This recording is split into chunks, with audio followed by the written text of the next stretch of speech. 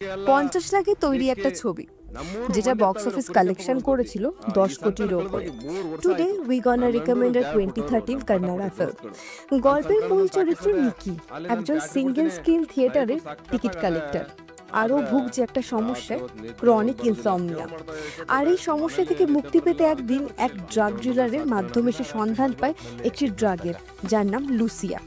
Lucia খাওয়ার পরেই নিকি দেখতে থাকে দুটো আলাদা দুনিয়া, একটা স্বপ্নের আর একটা বাস্তবের। স্বপ্নে যেখানে সে একজন সুপারস্টার, তার জীবন অন্য গতিতে ছুটছে, Glamour, fan following, light, camera সব কিছু ওর চারপাশে। আবার ঘুম ভাঙার পর জীবনটা একেবারে অন্যরকম। কিন্তু আসল মজাটা শুরু হয় তখন যখন স্বপ্ন আর বাস্তব একে অপরের সঙ্গে মিশে যেতে থাকে।